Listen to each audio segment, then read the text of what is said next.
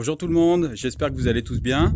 Alors aujourd'hui je vous fais une vidéo parce que je vous annonce avec une grande satisfaction qu'on a fini de nettoyer la maison et on a fait encore quelques belles trouvailles. Donc je vais vous montrer un peu. Alors on a rangé tout ça dans la cave voûtée parce que c'est l'endroit qu'on va pas rénover tout de suite.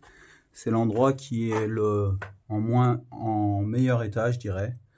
Donc voilà, elle n'a pas forcément besoin d'une grosse rénovation tout de suite. À part un peu le pied là, ouais, il y a quelques maçonneries à faire. Ce côté-là aussi, les joints sont un peu mauvais. Il y a quelques joints à refaire, mais ça je le ferai plus tard. Vu qu'on va pas attaquer tout de suite ce côté, on a rangé les affaires ici en attendant, vu que tout le reste va être en chantier, en travaux. Donc on a trouvé pas mal de petites choses sympas, un petit tabouret, là on voit un petit tabouret sympa, une petite table de chevet qui restait comme ça abandonnée dans la maison. Ici on a un petit tabouret ancien de traite qui était dans l'espace étable.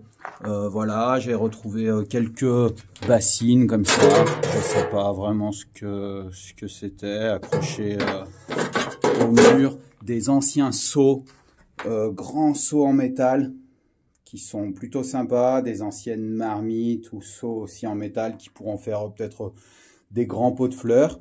On a retrouvé une ancienne caisse d'orange, voilà, en bois, produit en Espagne. Plutôt très sympa aussi cette caisse, très jolie. Et puis pas mal de trucs anciens, l'ancienne balance, bon elle est en très mauvais état, très rouillée avec ses poids, ses coupelles. Elle sera sûrement à rénover, faire une petite patine, mais ça pourra faire des décos sympas. Un ancien poids de bascule, des anciennes amphores en poterie, très joli aussi. Un ancien, je sais pas trop ce que c'était, sûrement il y avait du charbon dedans, peut-être pour enlever les cendres dans les cheminées ou pour chauffer, pour mettre du charbon dedans et chauffer. Voilà. Pas mal de petites choses, j'en avais déjà montré dans d'autres vidéos, mais voilà, des anciennes, un vieux hachoir, une vieille râpe. Enfin voilà, il y a des trucs qui sont moins sympas que d'autres, mais voilà, on a quand même gardé les choses les plus sympas pour voir ce qu'on peut rénover, ce qu'on peut mettre en déco, il y avait des anciennes marmites comme ça avec les couvercles en émail, des anciennes coupoles comme ça peut être aussi sous un pot de fleurs, ça peut être assez sympa, assez original. Voilà, faire une soucoupe de pot de fleurs. Il y avait aussi un ancien, on voit pas bien, j'arrive pas à le sortir, un ancien arrosoir comme ça qui est plutôt sympa aussi.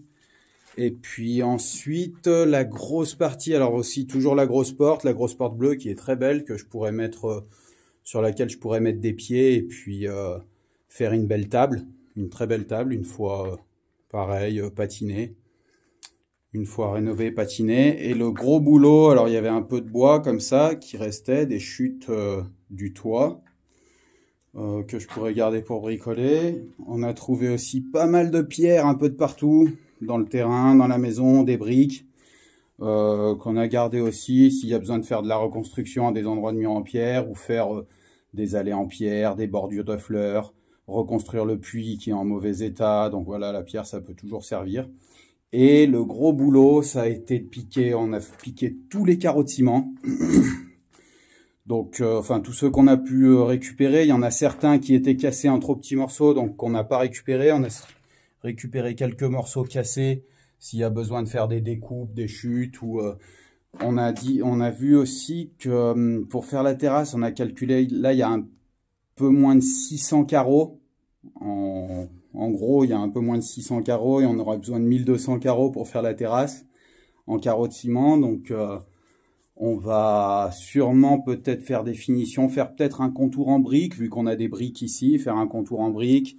Le reste en carreaux de ciment, et puis peut-être faire un centre si on n'en a pas assez, en carreaux de ciment cassés, et puis peut-être en morceaux de briques cassées, faire un truc mélangé en carreaux cassés, ça peut être assez sympa. Mais voilà, le gros boulot c'était ça, c'était tous piquer et descendre ensuite au seau de la maison, les 600 carreaux de ciment.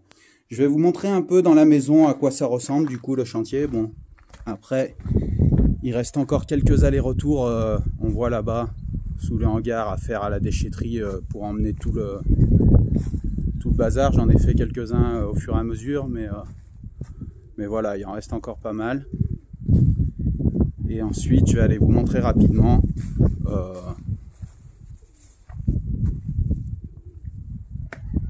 à quoi ça ressemble un peu le chantier de démolition qui était en cours, enfin qui commence pour piquer tous les carreaux de ciment, quoi. Donc voilà, dans la première pièce, le sol il commence à ressembler à ça. On a piqué tous les carreaux de ciment.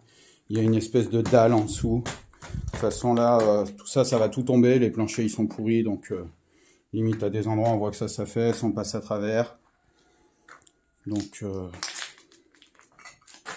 pas trop de lumière là-dedans, mais voilà à quoi ça ressemble pour l'instant, après avoir piqué tous les carreaux.